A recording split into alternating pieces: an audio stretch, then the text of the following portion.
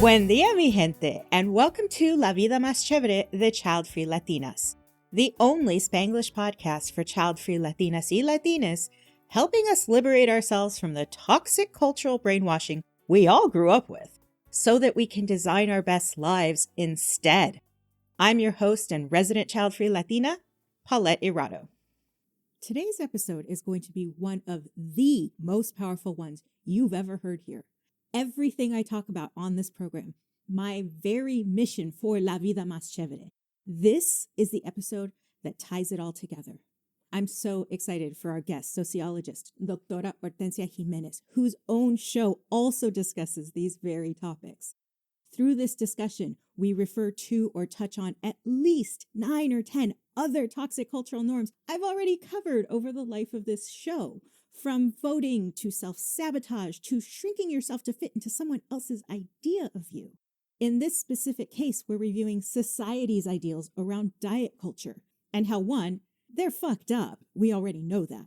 But also how all of this toxicity I've already mentioned is interconnected, like a spider web. While our focus is going to be on how insidious diet culture is and how it shows up in different areas of our life, from demonizing of our cultural food to calling each other gordo y flaca, I hope that what you're able to take away from this is how it's all linked together. As the professor breaks it all down, you'll hear echoes of my chats with Ana del Castillo, who spoke about cutting off pieces of yourselves to fit in, and also Professor Al-Sultani, who literally wrote the book on the harm caused by media bias. And while we're not solving any problems here today, this is a very eye-opening interview. And as Doctora Jimenéz will tell us, the first step towards dismantling any systemic oppression starts with the individual. So what we're doing today is we're giving you the awareness, like I try to do in every episode, so you can start the process of unlearning in your own life. That's what this podcast is all about, making you aware of each of these toxic cultural traditions and ways of thinking and systems that we simply accept as normal, even though we shouldn't. And once you see it, you can't unsee it. And when you're uncomfortable enough, then you'll make a change. So at the same time, it's about getting out of your comfort zone. Fun, right? In our desire to assimilate, we've become so far removed from our ancestral and cultural wealth and knowledge that we're in danger of being devoured by the system. And that's a difficult balance, right? Acculturating or code switching so we fit in, but at the same time not letting go of what makes us stand out. That's a lot. We understand that. That doesn't mean we shouldn't do it. Before we start, let me tell you a little bit about our guest. Dr. Hortencia Jimenéz is a queer Mexicana inmigrante of Huirrárica ancestry. She was born in Sierra Madre in Nayarit, Mexico, and immigrated to the U.S. as a child. She holds a BA, an MA, and a PhD in sociology, and is also a certified intuitive eating counselor. Dr. Jimenéz is a sociology professor and the author of the book Challenging Inequalities, Readings in Race, Ethnicity, and Immigration, and co-author of Latinx Experiences, Interdisciplinary Perspectives by Sage Publishing. Her research has appeared in academic publications and has numerous awards and recognitions for her work in the Latinx community, as it should be. She has been featured in The Luz Media, Be Latina News, Hip Latina, Poderositas, Hispanic Kitchen, Canvas Rebel Magazine, and most recently, in LA Weekly. Radio stations and numerous podcasts throughout the U.S. have also interviewed her. She is currently a co-host for the Radio Hoya 1570 AM, Comunidad en Contexto. Dr. Jimenéz also hosts a podcast called Dismantling Diet Culture, Fuck Being Calladita. Her work centers on dismantling diet culture from a social and racial justice framework and helps Latinxes heal their relationship with food and body image. And she's going to tell us exactly how we can do all that. By the way, we spoke a lot of Spanglish in this episode. If you need a translated version, get on the Substack newsletter, which will have that translated version available later this week. Now, let's go talk to the professor. I am talking to the one and only Doctora Hortencia Jimenéz today, and I cannot tell y'all how excited I am. So, Doctora Jimenéz, por favor, tell us, what is diet culture, and why do we have to be so aware of this? Thank you so much for inviting me on your podcast to be part of your community. I am very passionate about dismantling diet culture and not being silenced, right? And not being calladita. As a sociologist, as a trained sociologist, professor, an author, and researcher, as well as a health coach, the way that I conceptualize diet culture is as an industry that is rooted in systems of oppression in our society. And I invite folks to think about a spider web. A spider web has a lot of interrelated threads, right? And so when I think about the diet culture industry, it's like a macro, like a huge industry, but it's made up of different institutions such as the family, the government, religion, the healthcare system, the fashion industry, the beauty industry, the media. So all these institutions enforce belief systems and values that oftentimes make us feel and we are also oppressed. So I say for me that diet culture is a system of oppression rooted in patriarchy, rooted in cis heteronormativity that perpetuates a lot of the isms in our society. And specifically, people think about diet culture as doing dieting. That's just for me one component. I see it very more broad and holistic. It's more than just trying to conform to these Western ideals of body image, of thinness, of middle class, cisgender, which leaves out a whole diverse population, right? And so that's how I conceptualize diet culture. So the systems of oppression, you mentioned patriarchy. There's also all of its brothers, the misogyny, that Hmm. it's just inherent, fat Yeah. phobia. We can go on, right? What I love about your podcast specifically is your tagline is fuck being galladita. And Hmm. that's so important because that is yet another system of oppression, taking away people's voice, taking away their Mm. power to speak. So when people talk about stepping into their power, what they're saying is they're finding their voice and they're giving themselves permission, liberating themselves from not being able to speak up. And you provide that platform. And I'm just so excited. Oh, I feel like crying just hearing you say that. When you hear someone saying that, it's powerful. It's so powerful, right? And it's so liberating when we're able to tap and honor and embrace our voices and speak up when we have been conditioned and socialized all our life not to, right? And not take space. So thank you for that validation and affirmation. And really what it is, it shouldn't be radical, right? But for many of our families, it's like they remain silent and they want us to continue to follow the status quo and Yeah. not make noise, not cause trouble, no ser unas rebeldes or the different labels that our family uses to try to silence and put us in quote place. Putting a woman in her place has long been a sport for as long as men have been in power. And women, when they get themselves into power, it's that like proximity to power, proximity to whiteness. They tend to Hmm. also then try to silence women behind them, don't they? Absolutely, yes. And you brought up, right, like, yes, the systems of oppression like misogyny and there's homophobia. And for folks who perhaps don't know and need a little bit of refresher, the way that I talk about systems of oppression, I want folks to think about it from a systematic macro lens. And what I mean by that, institutional and systematic, it's that it's embedded in the social institutions of our society. Systems of oppression have been at the foundation of the birth of this nation. That's how rooted systems of oppression are. And it's systematic. We're talking about not decades, but centuries of mistreatment, of exploitation, of abuse, of people of color, of BIPOC folks in the United States. And that's one part, right? At the systemic macro level, which translates at the individual interpersonal level, how we internalize a lot of these belief systems that as an indigenous woman, they were not ours. That was part of the colonizer. So we have colonized ideas that if we don't unlearn them, we're creating harm at the individual and interpersonal level. So how do we do that? Institutions and individuals can perpetrate sexism, can perpetrate ableism, classism, ageism, anti Semitism, nativism, right? And we can keep going. So when I talk about systems of oppression, that's what I refer to. So the decolonizing aspect of diet culture is removing those Western ideals, right? Yes, yes, Okay. yes. It's unlearning them. And I think sometimes it's hard, right? We can't unlearn and dismantle something if we're not aware. Right. That's the first step. People have questioned me and challenged me, which I welcome all that, always when it comes from a place of intention, right? Right. And they're like, well, we really can't dismantle diet culture because it's a system, it's an industry. I'm like, yes, we can.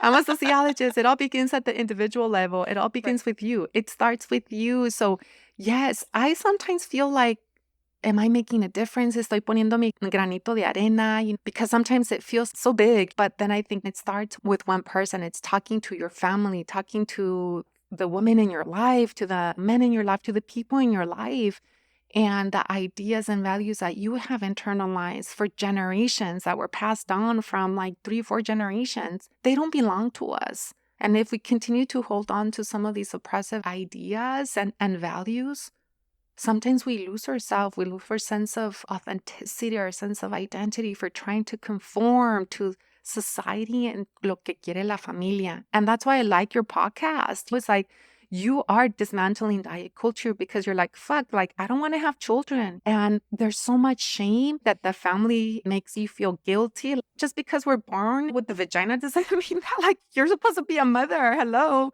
But again, these are ingrained ideas passed on from one generation to another. So the work that you are doing is dismantling diet culture because una mujer no tiene que ser madre nomás porque es una mujer, right? Yeah. Son ideas que se han pasado de la religión. Plays a big Mm. role. So see how we're linking the family as an institution and religion? And so these play a big role. So I think that that's why I like the way that I conceptualize diet culture because it's very broad and very holistic. They're interrelated. We can't just say that it's just dying, it's food. No, as people of color, of communities of color in the United States, it's all these systems and how they work together to marginalize us. As we've learned, sometimes it takes you being brave Mm-hmm. to stake your claim and be different, to not conform to what the family, what society, la iglesia, Mm-hmm. religion, all Mm-hmm. of these things are telling us. And we feel like we're the ones who are wrong, whether Mm-hmm. it's that Mm-hmm. we aren't having kids or Mm-hmm. that we aren't a size 00. Yeah. Yeah. And there's been a shift too, because I Mm-hmm. remember in the 90s, for example, most of the people you saw on TV were not super skinny. They weren't little. They were like the size 6 was the ideal, right? And size 6 is still small, but it's not Mm-hmm. size Yeah. 2. It's not Yeah. size 0. ¿Qué Right. pasó? What do you think has happened in the last 30 years that we just Mm-hmm. want women to be smaller and smaller and smaller? Ooh, there's so much to unpack. We're talking about social constructs and social construction of the ideal body type, the idea that the size is going to determine your worth and beauty. And ultimately, it does translate for some folks to access to resources and opportunities. And that for some can translate into power. That's one thing, right? The social construction of size. Because who gets to decide that this is the size? What are the institutions? The media is an institution. Also, the fashion industry plays a big role. People can demand. That's why now we see that shift, health of every size and body diversity. There's slowly a shift, very slow shift, where we can see more clothes for women in bigger bodies. But that was not the case in the past. Again, so we're talking about the social construction of size and clothes and who has the power, like who sets these trends, right? People in positions of power. And oftentimes it's white, cisgender women who are in straight size bodies and heterosexual men, middle class, upper class white men. Or if it's women of color, tend to be also thin women as well.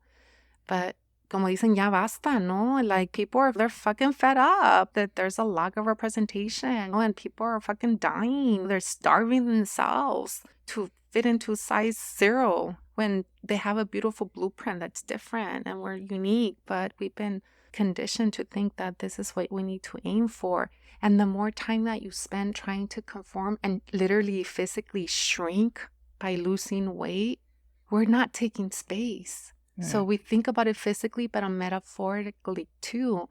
You're spending your time, your resources to shrink when you can spend your time and resources to feel empowered, to be brave and strong and be outspoken and take space and take these positions of leadership.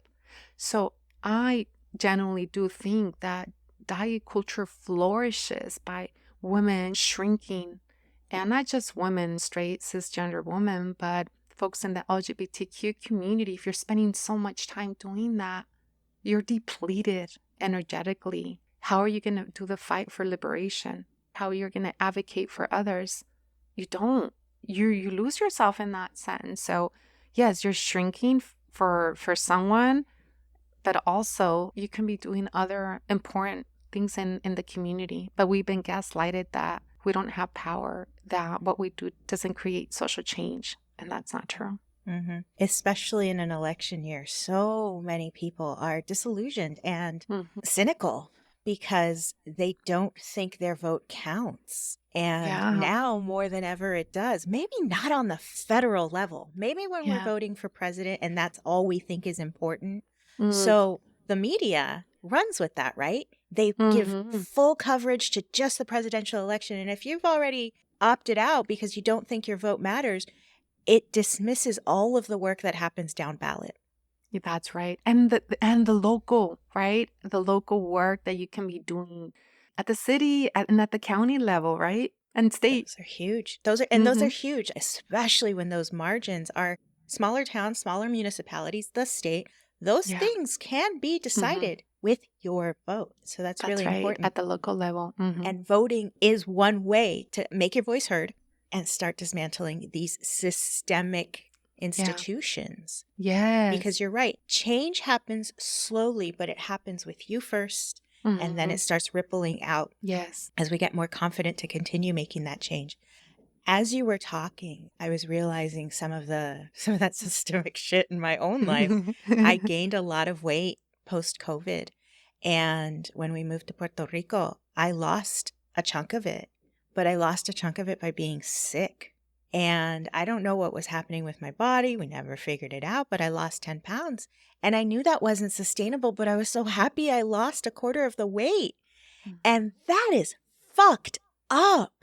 Yeah. That is so unhealthy. My God. And thank you for sharing that. And that's for everyone. One of the things that I don't like about social media, even in the undieting space, is there's no shame if you want to lose weight. We're here to hold that space for these contradictions and the messiness of like, but wait, but I want to hold on to this idea because there's perks or it gives me access, especially if there's trauma, if there's childhood adverse experiences, and you've been conditioned to be a people pleaser, and there's so much to unpack, right? So many nuances. So I also just want to invite folks to hold space for these contradictions, and sometimes it just doesn't have to make fucking sense. Like just sit with it and be compassionate with yourself.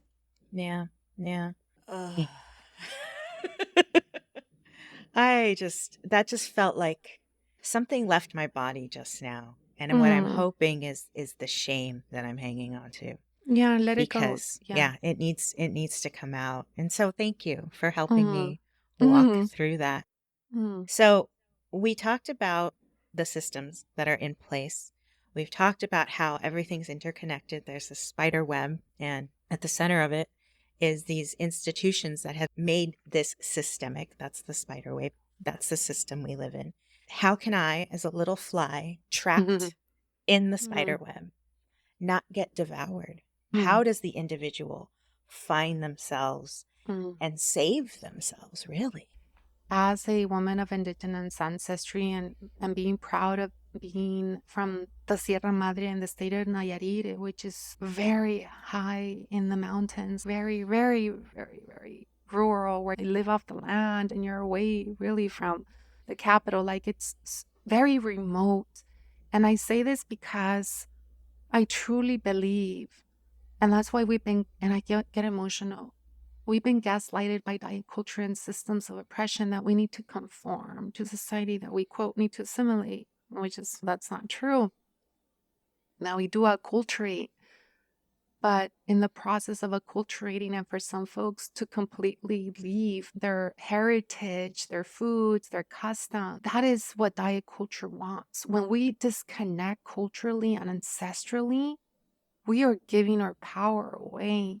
And so I share this because, like, one, where I'm coming from, and then as an Indigenous woman, and then my academic training, all this has helped me in my own healing. And so while we can be that mosquita, be really small, maybe we feel that we're going to be devoured, I am calling folks to tap into their ancestry, to tap into their ancestral wealth and knowledge. We have that. It's in our DNA. We carry it right now in our bodies, but we've been disconnected because of colonialism, because of the violence that our ancestors had to survive.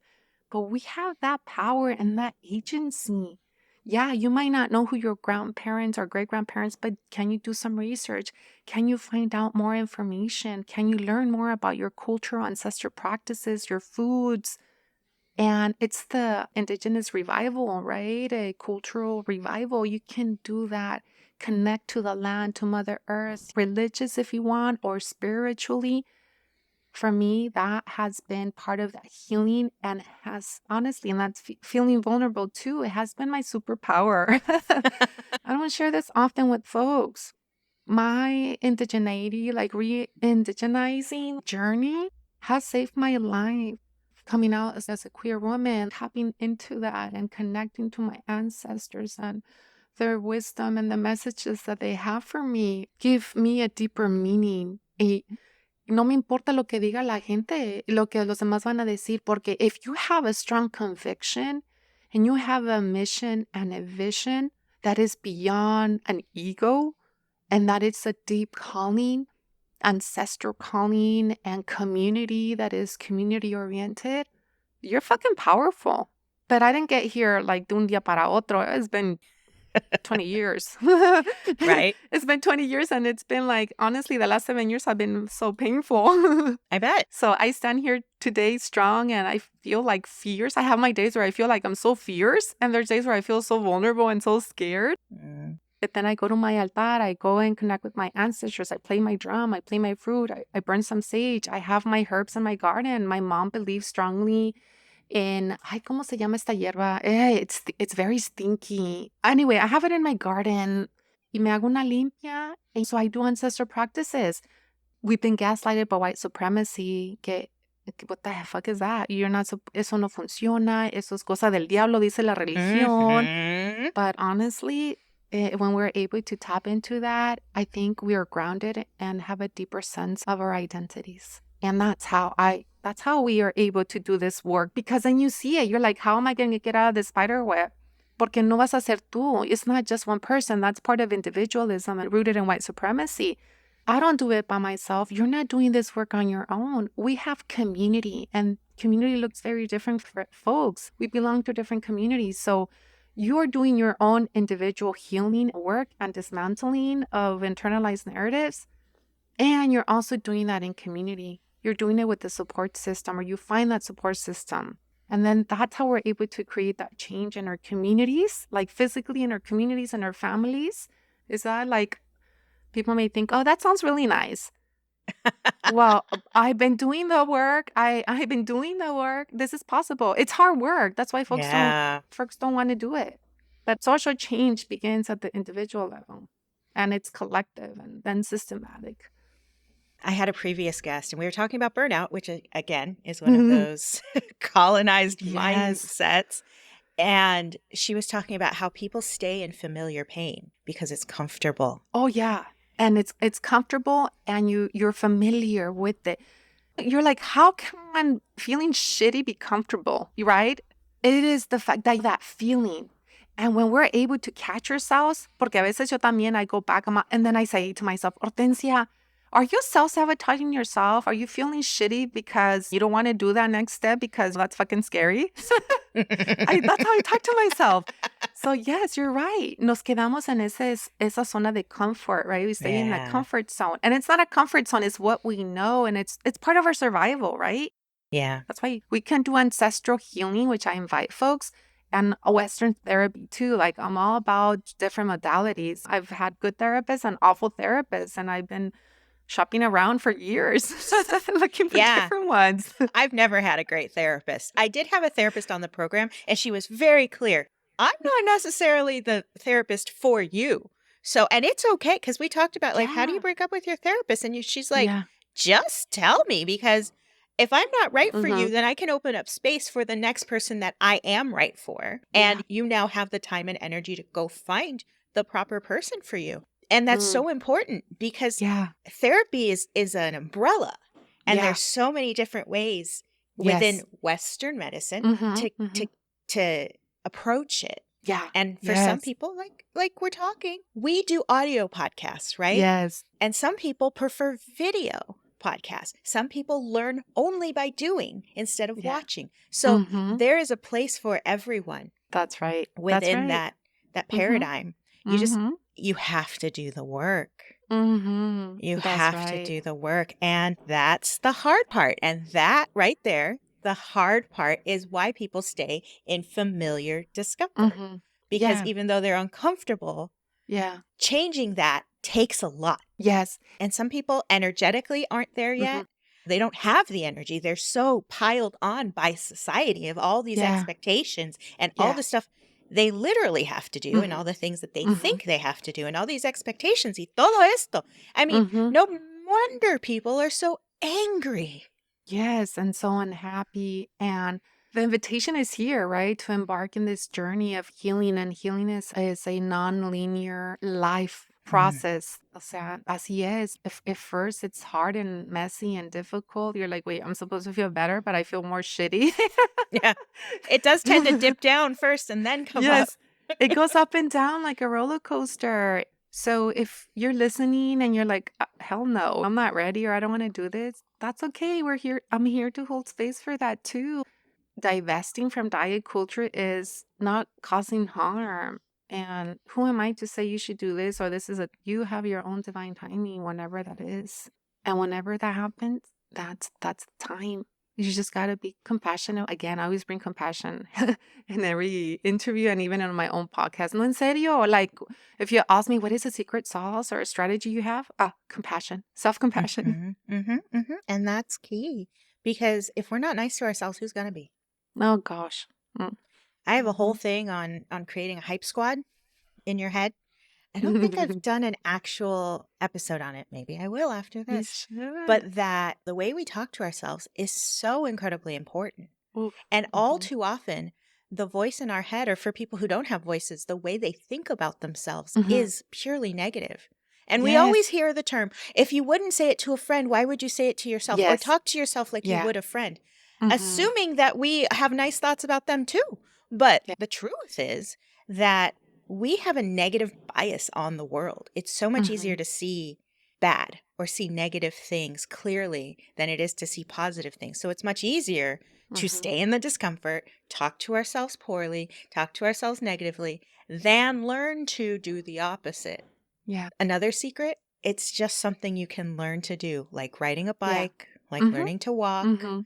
like learning to eat different foods, or learning to Yeah. get back to your ancestral ties. These are all Mhm. things you can learn to do. They take time and they take effort.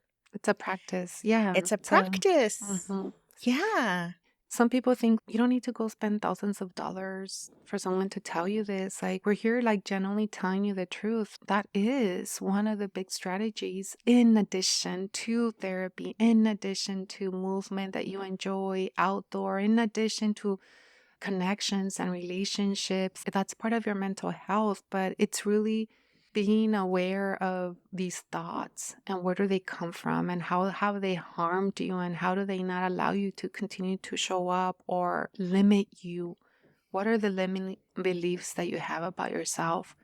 And when we're able to identify them, that's where the work begins because that's where our growth is. Every time that we grow professionally or personally, these will come up. these limiting thoughts will come up, and it's scary. I still struggle when I have opportunities or goals that I have put forth, and then the universe blesses me with them and in the right divine timing. Then I'm so scared. I'm like, oh my God, I'm scared. I am freaking scared.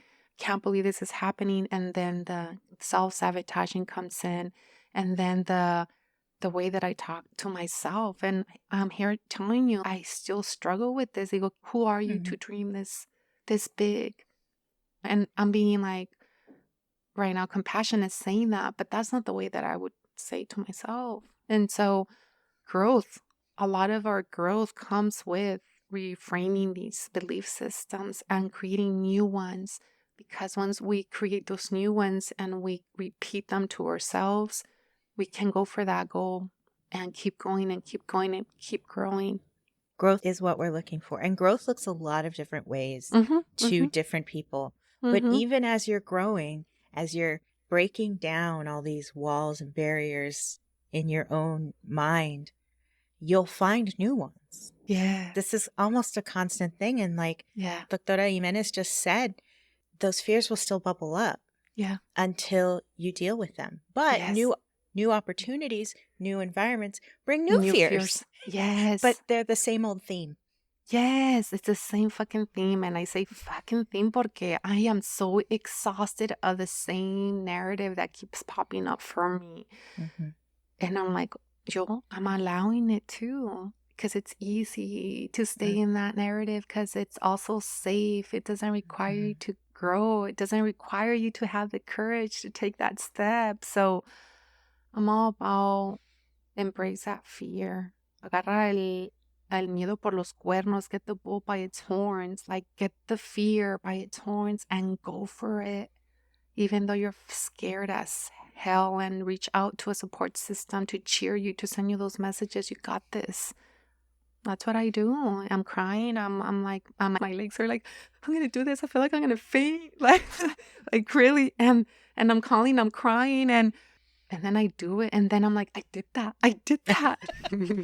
I find it interesting that so many of us women later in life, because you and I are about the same age, now is the awakening for us. And I really, really wish I'd had this 20 years ago, right? But I didn't Yeah. have the life experience 20 years ago Yes. to even see this clearly. Mhm. So the best time to plant a tree is 20 years ago.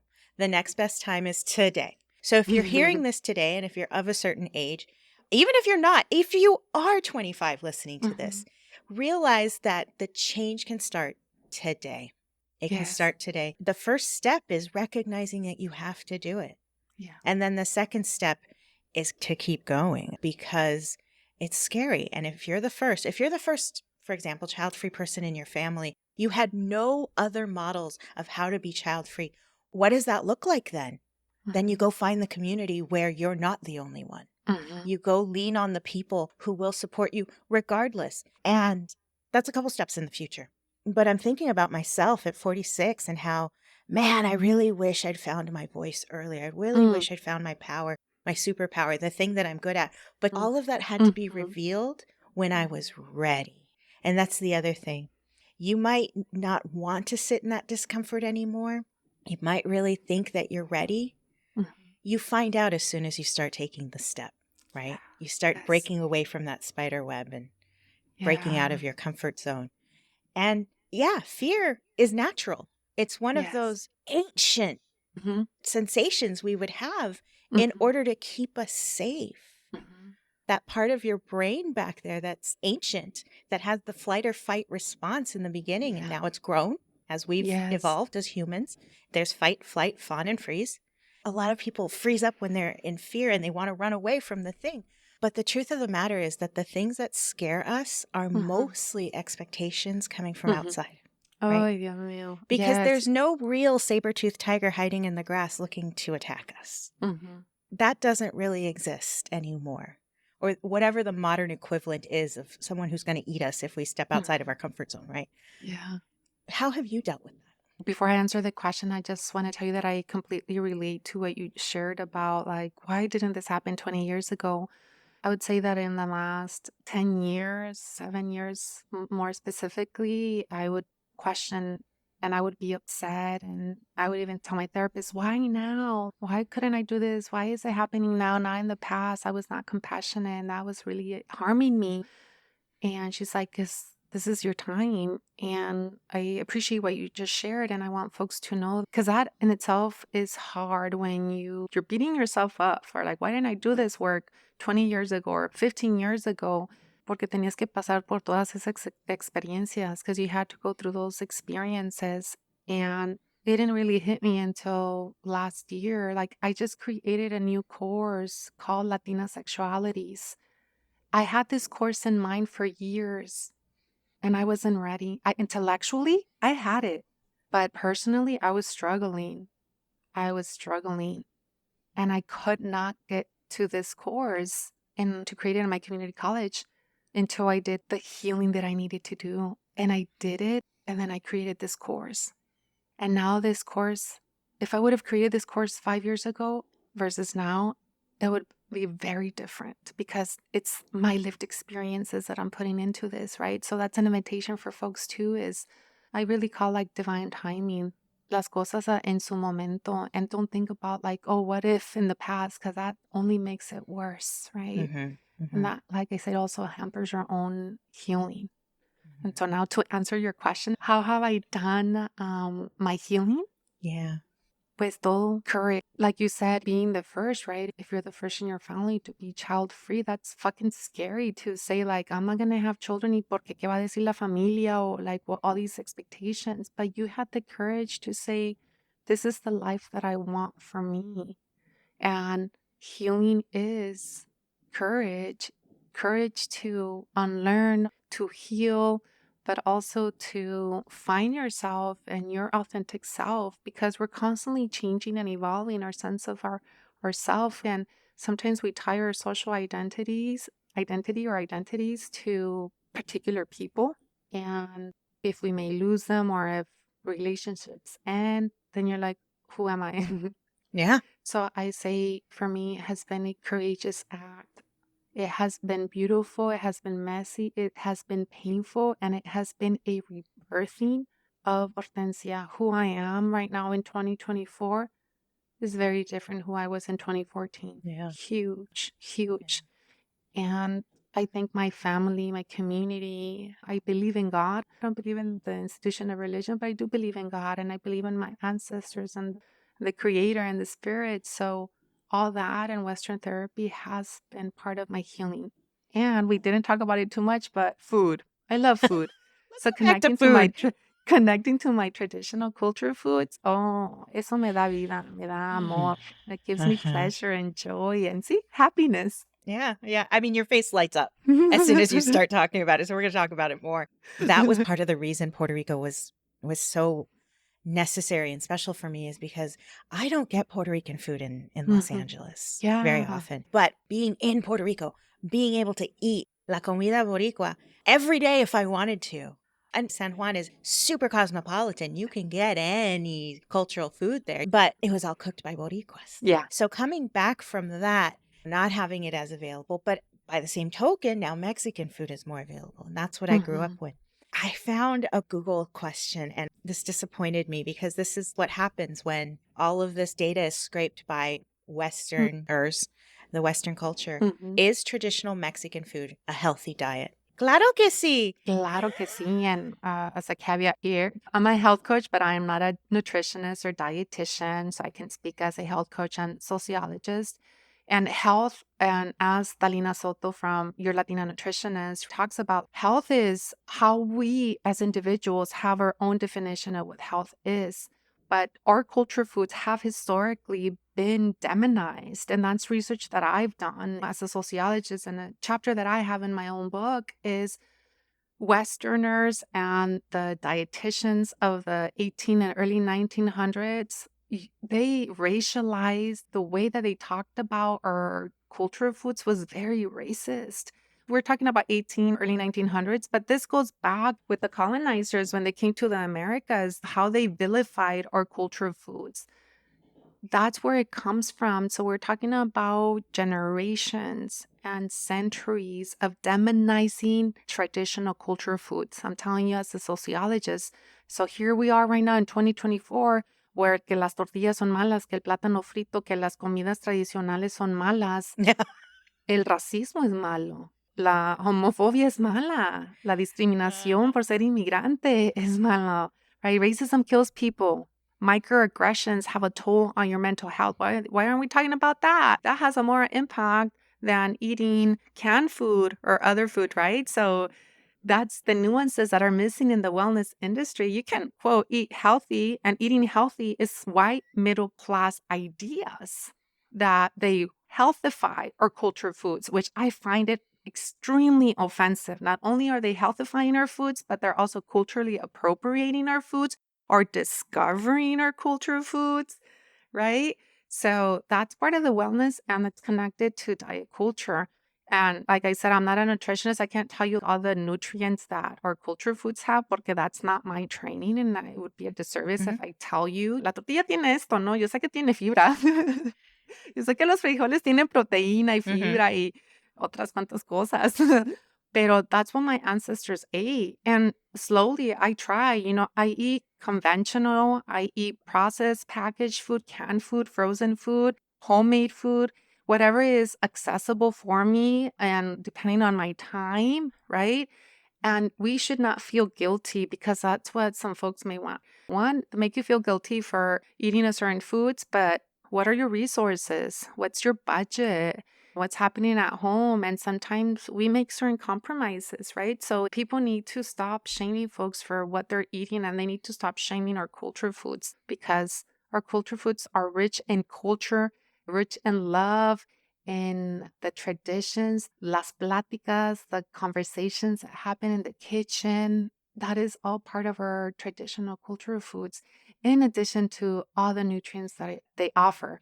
Our culture as Americanos and along the Americas, but also here in the US, they will extract as much money out of a superfood once it's discovered. Let's talk about quinoa, for example. Yeah. We all know quinoa has a higher amount of protein than like white rice. Yeah. But once that was discovered, like you said, suddenly we can make money off of it. We can charge people a lot of money. And then the rippling effect for the indigenous people who have eaten this their entire lives, suddenly it skyrockets in price and Claro. it's taken away from them. So that's when you're talking about cultural appropriation, that's what sticks with me. And that's what pisses me off. That, well, now avocados are a superfood and everybody get avocado and the price of avocados gets insane. Claro que sí. That's how it is. Well, how do I even begin to unpack this? And I won't be able to in this episode, but I want folks to understand that also like diet culture, when we're talking about diet culture and systems of oppression, when we're talking about food, an area that people don't talk about in the wellness and in the undieting space, which is where I'm at, is the food system. How the impact of the food supply chain, the environment, some sustainability, and how we are degrading our environment and Mother Earth. All this is connected. How food is produced, how workers are exploited. There's human rights abuses, there's human trafficking. There's people working in restaurants. You don't know. Hay gente que está aquí, and modern slavery, human trafficking. So all this is connected to systems of oppression. Food is connected to the food supply chain and also to the different forms of inequality that workers are experiencing. And all too often, shaming around food starts really young, because kids are not taught that there's more than what they eat at home. I was just watching a show where Alex Gornishelli, she's a white woman who grew up here in the US. They're filming in Italy. And one of the chefs on the show, it's called Chow House. I'll put a link to it. One of the chefs was Asian, and he was made fun of growing up because one, he had a funny name, and two, he ate traditional Asian food for lunch, and kids would make fun of him because it was stinky, because it was different. And she was nearly in tears talking about how she experienced something similar because the Italian food her mother would send her to school with was also so different from what the rest of her classmates were eating. She would eat it in the bathroom. So this isn't just happening to little brown kids, poor little brown kids. This is just happening. And Yes. parents need to do better.